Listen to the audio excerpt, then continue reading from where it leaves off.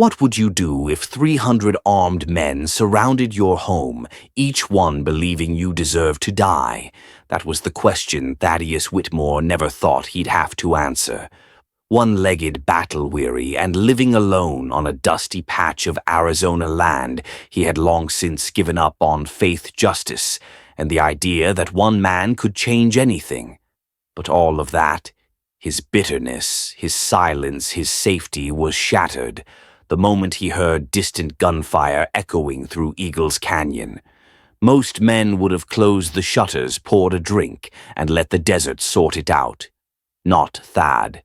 Not this time. What he found was a young Apache warrior bleeding into the sand, barely more than a boy with 3 bullets in his chest, and a word on his lips that made Thad's finger freeze on the trigger. Please. He could have walked away. He had every reason to. But something about the kid, the way his eyes didn't plead for mercy, but seemed to recognize Thad like fate had dragged them together, cracked something deep inside the old rancher. What Thad did next wouldn't just decide whether the boy lived or died, it would decide whether the entire Southwest burned in war or found peace in the unlikeliest of places. Thad Whitmore never saw himself as a hero. After losing his leg in a war that cost him more than just flesh and blood, he came back to the Arizona territory with a limp in his step and a hole in his soul. The desert had become his refuge, a place where he could be alone with the ghosts he didn't talk about and the silence he didn't try to escape. But that silence shattered the moment he heard scattered gunfire echoing from Eagles Canyon. He could have ignored it, most folks would have. Hell, any man with half a mind and a loaded rifle would have locked the door and waited for the noise to fade into the sand. But Thad didn't. Something about the way the shots rang out, erratic, panicked, like someone trying not to die, got into his bones and pushed him into the saddle. What he found wasn't what he expected. Lying face down in the dirt was a young Apache warrior, barely breathing, his buckskin shirt soaked in blood. Thad's rifle was already drawn. Every rational thought told him to turn around to leave the boy there and protect his own skin. Apache raiders had burned farms, attacked stagecoaches, and left deep scars on white settlers across the territory.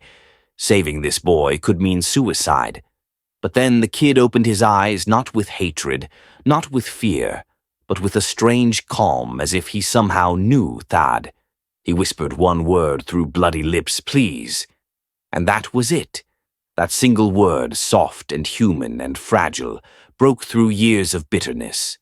Thad didn't see a raider anymore. He saw a young man dying far from home, like so many soldiers he'd seen fall in the war.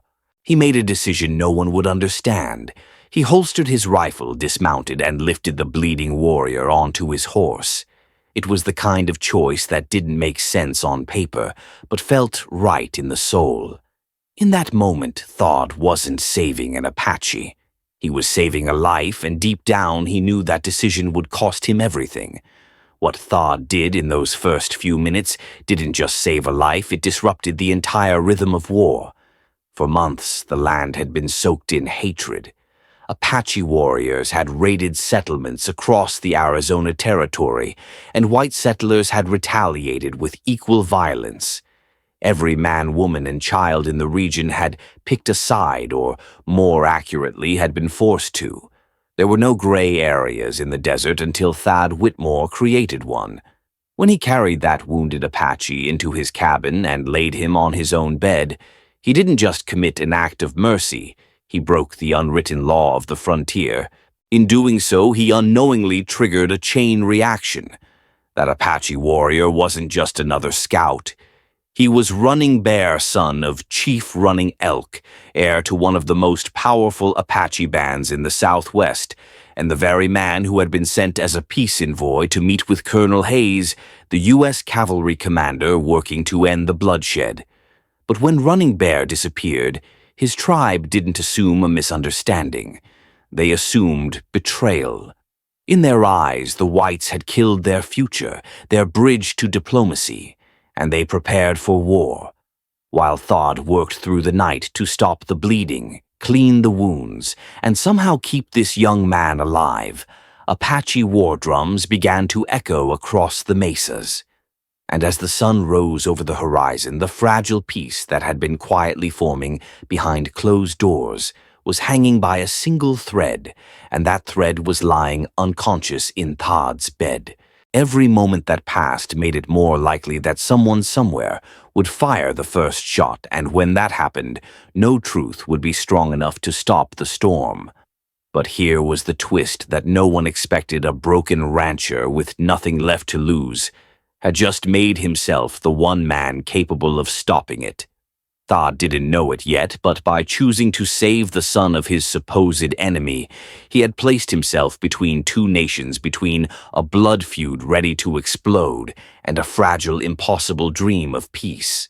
In a land ruled by revenge and silence, one man's choice to show mercy became the spark that threatened to rewrite everything: history, hatred, and the heavy rhythm of blood that had pulsed through the Arizona territory for decades. Todd Whitmore didn't know that by lifting a dying Apache onto his horse, he was also lifting the weight of generations. His act wasn't meant to be noble. He didn't ride out to play hero. He just couldn't walk away from the look in that boy's eyes, the kind of look that strips you down to the man you used to be before war carved you hollow. But what he didn't see, what no one could have seen, was how that single moment would ripple across every campfire outpost and military tent for miles. Because in saving Running Bear, Todd didn't just interfere with tribal politics, he disrupted a fragile balance that had held both sides in a tense, silent truce. The Apache war drums that answered the dawn weren't calling for justice. They were mourning a son, a peace envoy, a bridge between two worlds. And when white settlers spotted Apache riders on the horizon, their fear roared louder than reason. The townspeople armed themselves, the cavalry misread the movements, and somewhere in the distance a nervous trigger finger would soon set off a chain of bullets that no one could call back. But in the center of it all, at the very eye of this coming storm, stood Todd Whitmore and the wounded boy who unknowingly carried the last hope of peace. What began as one man's silent attempt to do the right thing had now become something far greater. Two nations were about to collide, not because of hatred, but because of a misunderstanding that only one man, a forgotten soldier with a limp and a broken past, had the chance to set right. This wasn't just about saving one life anymore. This was about saving everyone. And the terrifying truth, he might be the only one with the heart and the past to do it. As the sun crawled higher over the jagged ridgelines of Arizona, the silence that followed the war drums was far more dangerous than the sound itself. In that stillness, fear began to take root, not just in the Apache camps, but in the hearts of ranchers, settlers, lawmen, and soldiers scattered across the territory. To the Apache, the disappearance of Running Bear wasn't a mistake or an accident. It was an insult, a betrayal, a silent declaration that the promise of peace had been shattered before it ever took shape. Chief Running Elk had sent his only son to meet with the U.S. Army under a white flag, and now the boy was gone. No word, no sign, no honor. From their side, it was simple: the whites had broken faith again. But in the town of Calico Ridge, the view was very different. Riders coming in from the desert spoke of hundreds of Apache warriors on horseback, moving fast and armed to the teeth. The war paint the feathers. The silence, it didn't look like a rescue mission. It looked like revenge. Sheriff Marcus Dalton gathered his deputies and rounded up a posse of frightened ranchers, most of whom had already lost someone to Apache raids. They weren't thinking about peace envoys or missing sons. They were thinking about burned-out homes, butchered livestock, and blood in the sand. And then there was the cavalry, stationed somewhere between both sides, soldiers trained for structure, not nuance. Colonel Hayes had ordered a discreet escort to protect Running Bear during his peace mission. But when the soldiers in the canyon saw two armed forces closing in from opposite directions, they didn't see diplomacy. They saw an ambush, And so, three groups each, staring at the same land, the same horizon, saw something entirely different. One saw a rescue, one saw a raid, and one saw a trap. No side had the full story. No side trusted the others. And somewhere between them all stood one broken rancher and a wounded boy whose fate, misread from every direction, now threatened to drag the entire region into a war it didn't want but couldn't seem to stop. It always starts the same way: one shot, one mistake, one sound that cuts through the stillness like a blade. And the desert's so quiet, 1 second earlier becomes a storm. That's what happened the morning the first shot rang out between the Apache, the settlers, and the cavalry. The gunfire didn't come from Whitmore's ranch. It didn't come from the Apache war party either. It came from a hidden ridge where a young, jittery cavalryman mistook a shadow for a threat. Maybe it was the glint of a rifle, maybe it was a movement behind a rock, or maybe it was just fear taking control of a man too young to understand what his trigger finger would cost. The sound cracked across the desert like thunder, and in less than a heartbeat, everything unraveled. From the Apache line, it looked like the whites had fired, first confirming what they feared, that peace had always been a lie. From the settlers' perspective, the Apaches responded in kind, and to the men of the town, that shot was the beginning of a massacre. For the cavalry, who hadn't even fully understood what they'd ridden into, it was chaos. They thought they were witnessing an all-out Apache attack on civilians. And so, without orders, without clarity, they returned fire. It was a war of assumptions, not declarations. Men shot not out of anger, but out of confusion. Horses screamed. Dust filled the air. Arrows and bullets passed each other mid-flight. And in the middle of it all, Thad Whitmore stared through his field glasses in disbelief, watching everything spiral from a misunderstanding he hadn't caused but couldn't ignore. He saw a young deputy fall from his saddle with an arrow in his arm, and on the other side a young Apache warrior crumble from a cavalry bullet that had missed its intended target. And as Thad turned from one window to the next, watching bullets tear through the land, he knew this wasn't war. It was fear without brakes, a machine set in motion by a single mistake. And now he had to find a way to stop it before the bodies piled too high to climb back toward peace. The most terrifying thing about that morning wasn't the number of rifles, the speed of the horses, or even the arrows darkening the sky. It was the simple, devastating fact that no one truly knew what was happening. Every rider, every trigger man, every leader on that field was acting on instinct, memory, and fear, but none of them had the full picture. The Apache believed the whites had assassinated their peace envoy. The townspeople believed the Apache were preparing for a massacre, and the cavalry thought they were stumbling into a three-way ambush with settlers caught in the crossfire. But in truth, no side had committed to war yet, and that yet hung over the desert like a curse. The men weren't fighting because they were evil.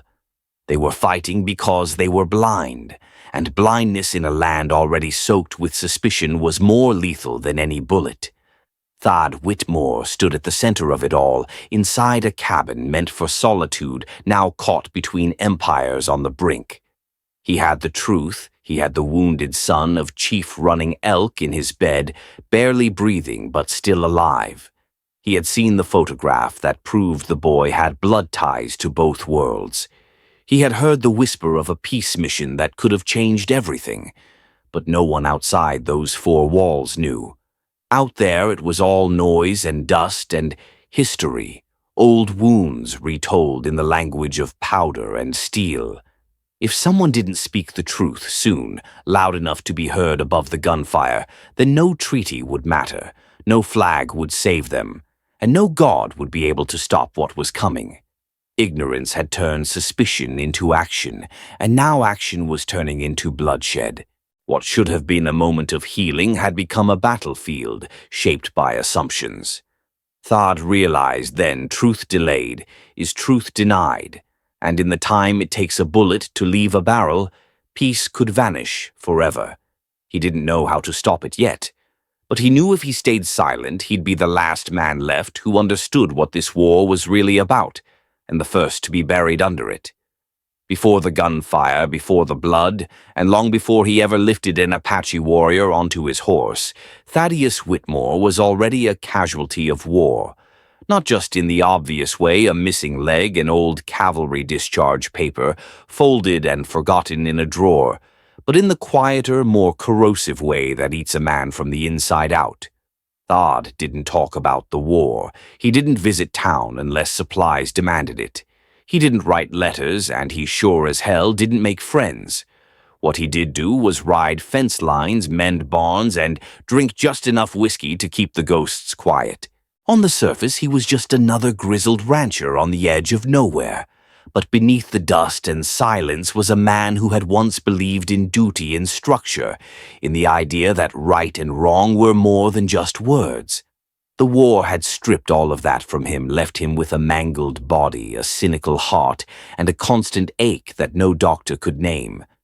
The desert gave him something the world no longer could distance, from people, from judgment, from hope, and he clung to that isolation like a man clings to the last dry match in a thunderstorm. That's why the decision to ride toward the sound of gunfire wasn't just unexpected. It was unthinkable. Thad wasn't the type to go chasing trouble, especially not the kind that carried war paint and whispered in drums. But something in those scattered gunshots pulled at a part of him he thought was long dead. Maybe it was muscle memory. Maybe it was guilt. Or maybe deep down, some broken part of him still wanted to believe that he could matter. That even a man who had already lost everything might still have one last good thing to give. And in that single act of riding toward the unknown, Thad stepped out of his past and into something far more dangerous than death, a second chance.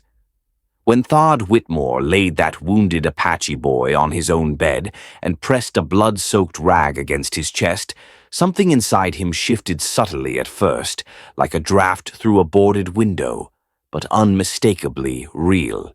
He didn't know the kid's name yet, didn't know he was the son of a tribal chief, or that his survival might mean the difference between war and peace. All he knew in that moment was that a life was slipping through his hands, and for the first time in years he was trying to hold on to something instead of letting it go. That mattered. It mattered more than he expected. Hours passed in that cabin as he worked by lamplight, his hands trembling not from fear, but from the unfamiliar weight of responsibility. He boiled water, cleaned the wounds, and whispered to a god he no longer believed in. And in between the silence and the shallow breaths of the young warrior, Thad began to remember the man he used to be, the one who held the line under fire, who rode into storms for men he barely knew, who believed that character was something earned, not inherited. That man had been buried under years of regret, pain, and whiskey haze, but now facing the reality that this boy might die under his roof, or worse, that war might break out because of it, Thad found himself standing straighter, thinking clearer. Not because he wanted to be a hero, but because someone had to be. With no one else willing to act, he became the man the moment demanded. Not with speeches or uniforms, but with grit instinct and something more dangerous than either: moral clarity. The kind of clarity that doesn't come from books or orders. It comes from doing the hard thing when no one's watching. By refusing to give up on that wounded warrior, Thad wasn't just saving a life.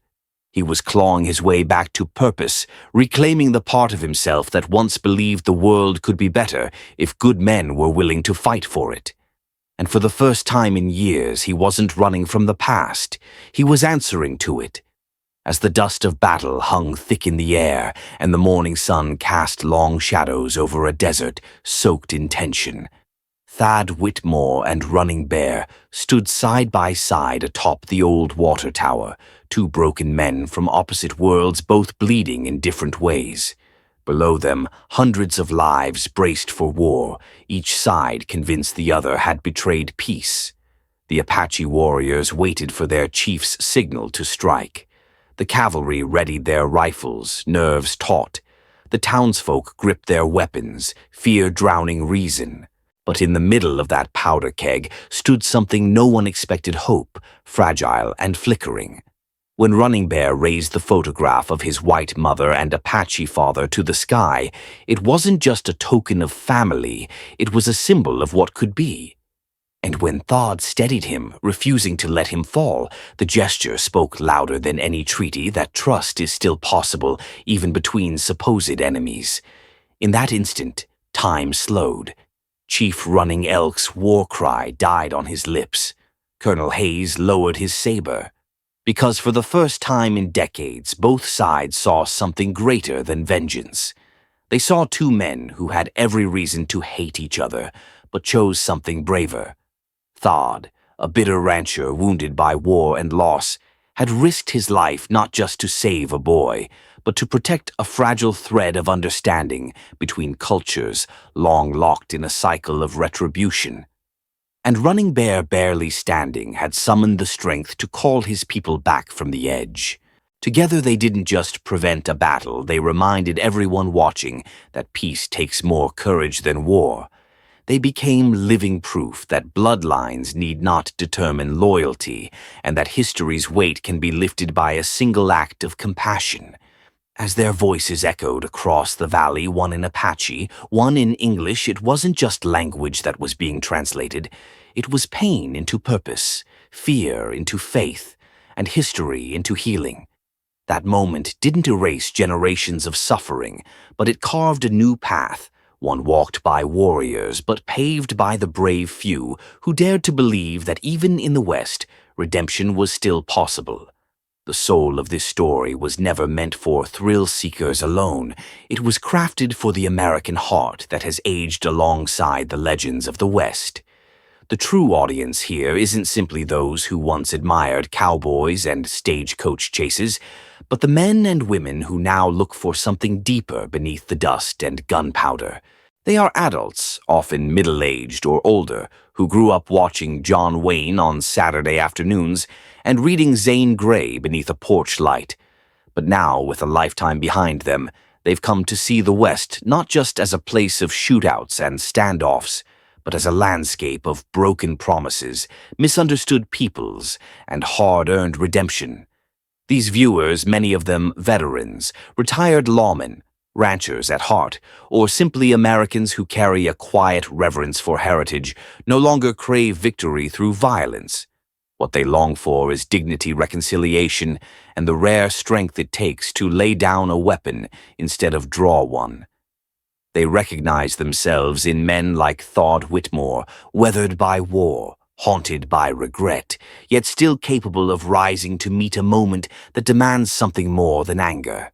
They see their hopes in Running Bear, a younger generation caught between two worlds, trying desperately to honor the past while building a future their parents never believed possible.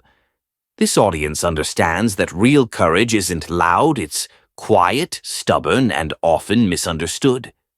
They want stories that echo their own inner struggles, the need to forgive the fight to protect what's right, and the aching belief that maybe wounds can heal if someone's willing to reach across the divide. These are not viewers seeking spectacle, they are listeners of legacy.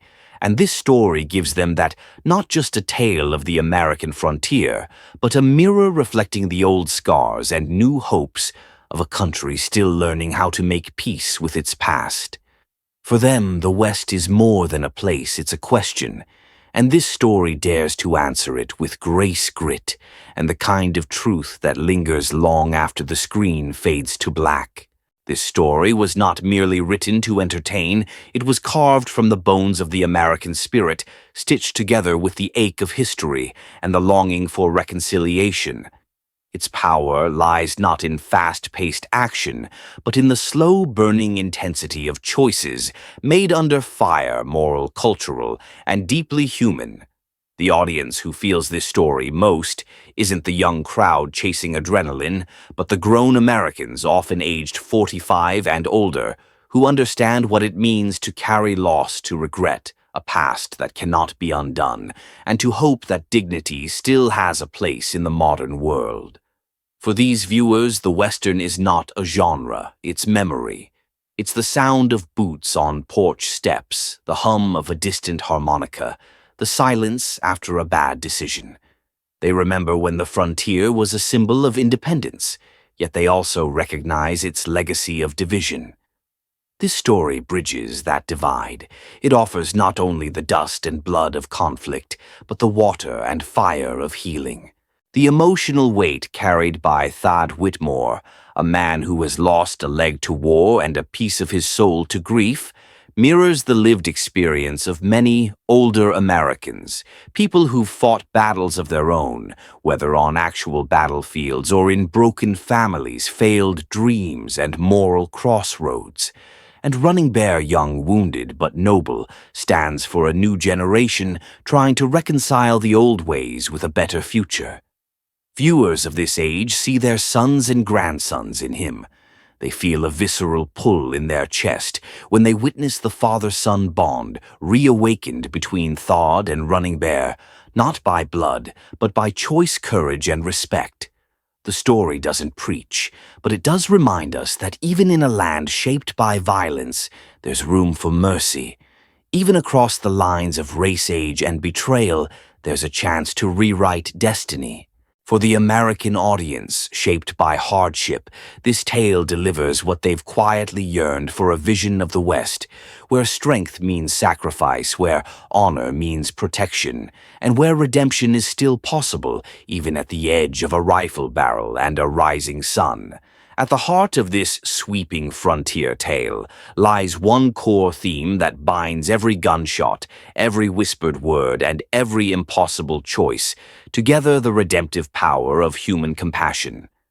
This is not just a Western, it's a morality tale wrapped in dust and blood, where the fiercest battles are not between cavalry and Apache, but between fear and courage, hate and healing instinct and conscience. The moment Thad Whitmore chooses to save a dying Apache boy, rather than leave him to die despite every logical reason to do otherwise, is the heartbeat of this entire story. That decision, seemingly small and irrational, ripples outward until it changes the fate of hundreds. This theme of redemption isn't painted in broad strokes. It's etched slowly through painful choices and moral tests. It's seen in the flicker of doubt in the eyes of Chief Running Elk, a man ready to unleash war, but undone by a photograph of his lost wife and wounded son. It's heard in the tired voice of Colonel Hayes, a soldier who's seen too many battles and still rides out not to conquer, but to prevent another slaughter. And most powerfully, it is felt in Thad himself, a broken man, a one-legged rancher who had given up on humanity until fate handed him one last chance to do the right thing. This theme works so well because it isn't idealistic or naive. It's earned. The characters suffer, they bleed, they lose, but they also hope. And it's that tension between what we are and what we might still become that grips the audience's soul.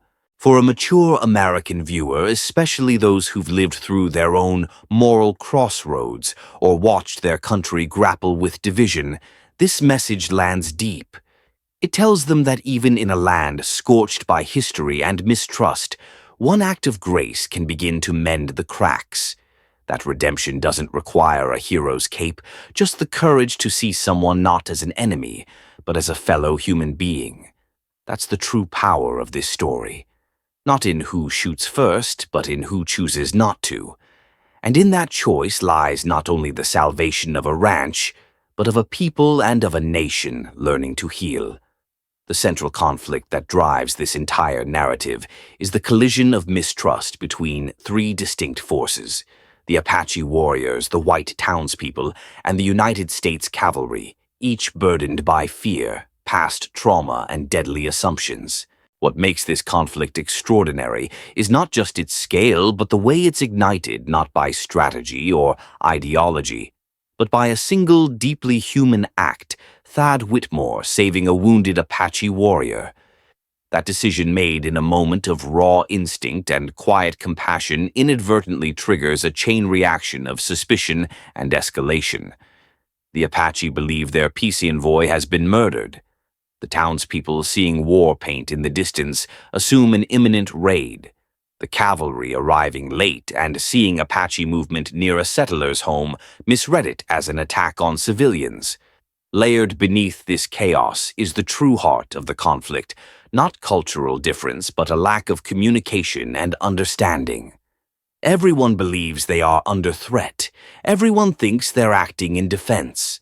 And no one pauses to ask who fired first or why.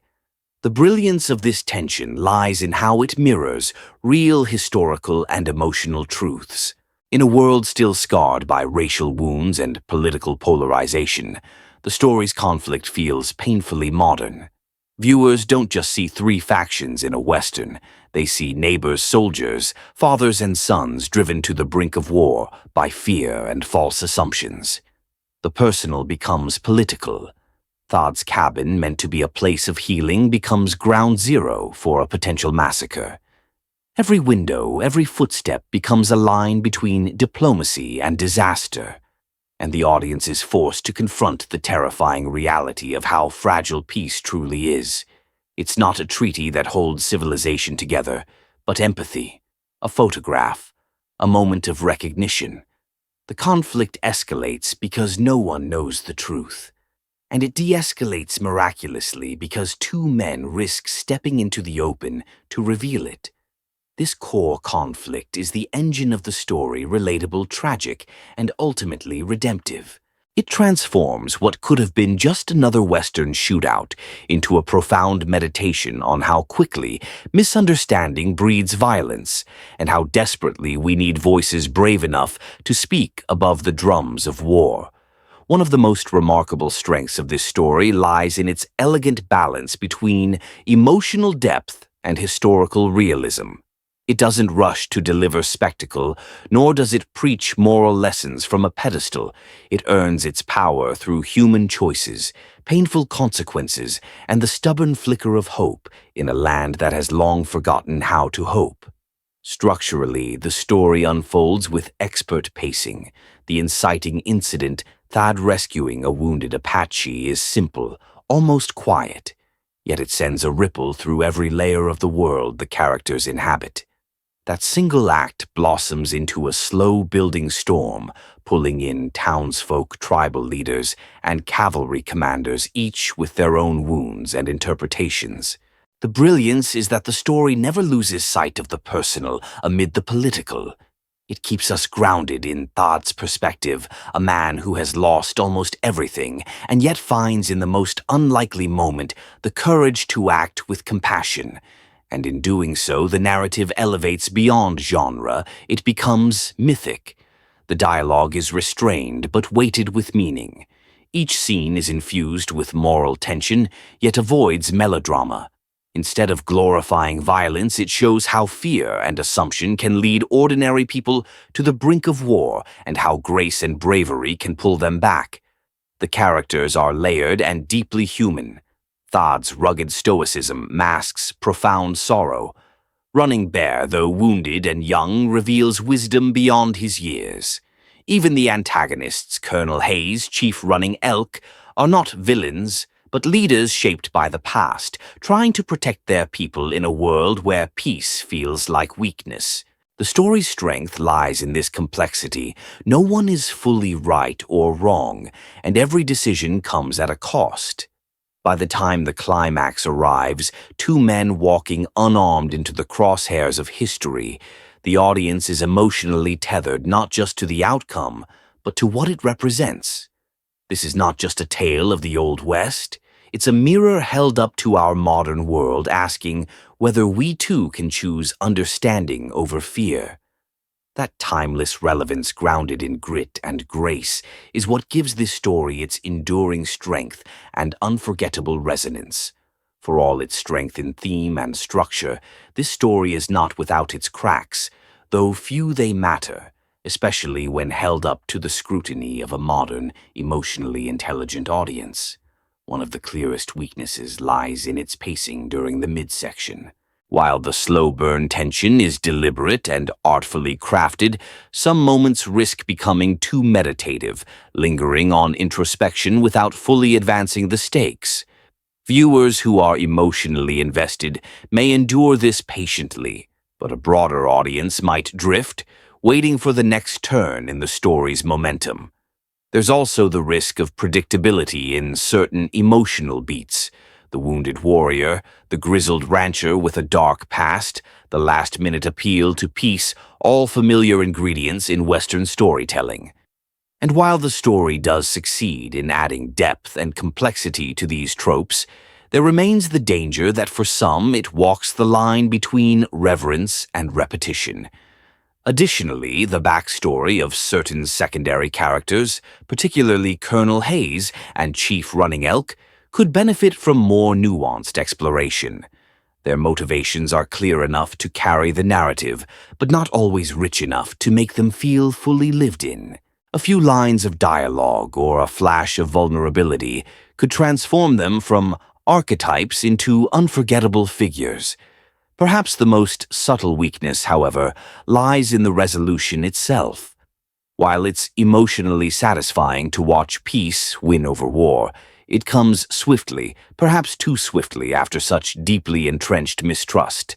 Some viewers might find the resolution idealistic, yearning for a moment of gritty fallout or ethical ambiguity to ground the emotional triumph in realism.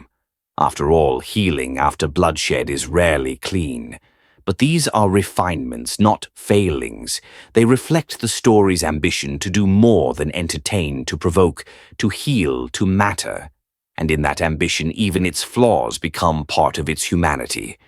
Because a perfect story risks becoming distant, but a flawed one that still moves you, that's where connection lives.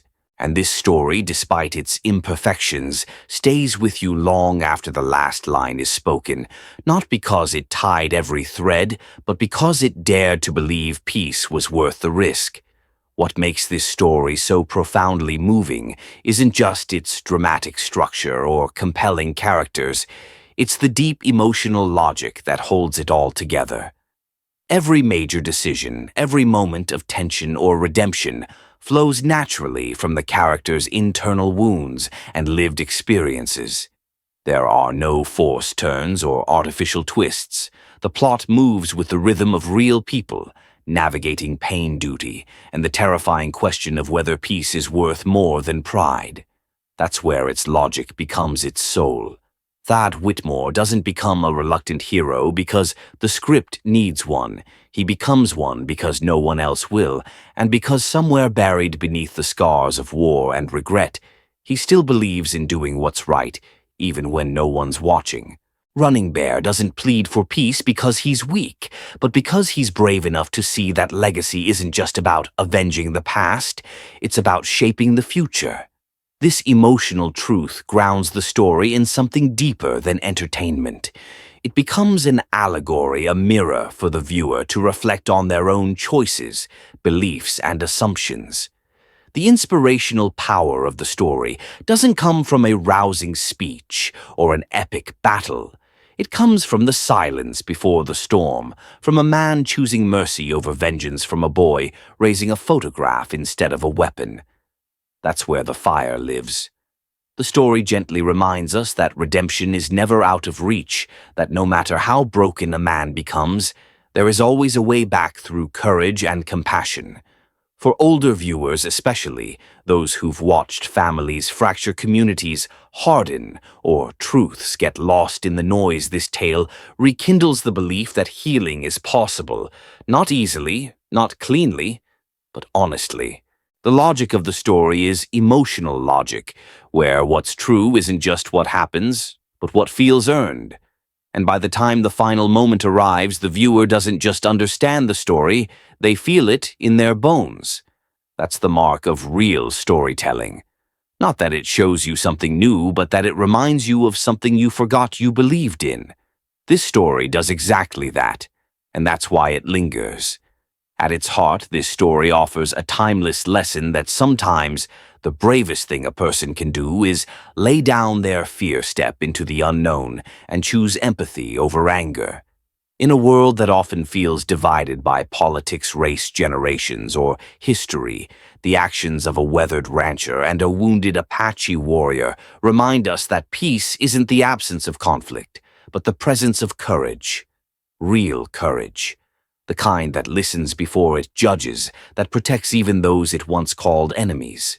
The story teaches us that healing begins not in grand gestures, but in quiet decisions to help a stranger to face our past, to speak the truth when silence feels safer.